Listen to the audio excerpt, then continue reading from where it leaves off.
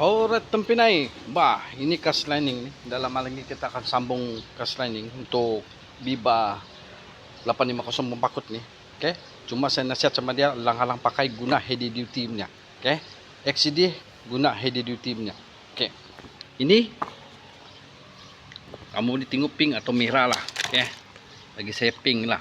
Pink, biru, putih. Ini heavy duty. Kalau kamu beli pastikan ini. Sorry ya, kenapa saya tidak mau suruh kamu pakai yang kalau tidak merah. Tidak merah kebanyakan bukan ori. Itulah kebanyakan kalau macam KK, okay, ataupun Wira 1.5, 1.3 pakai yang biru nih.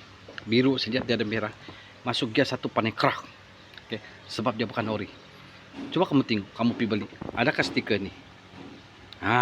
Adakah stiker nih? Mumpung tidak. Tapi harga nih memang kau mau 300 lebih. Satu lagi kalau kelebihan dia double spring. Double spring ni dia cepat tuh grip. Dia cepat. Oke. Kalau kamu mau pakai pastikan yang ada color merah, biru, seribu ada nih. Kalau biru, seribu tapi tiada ini, itu bukan ori. Oke, banyak jual tuh.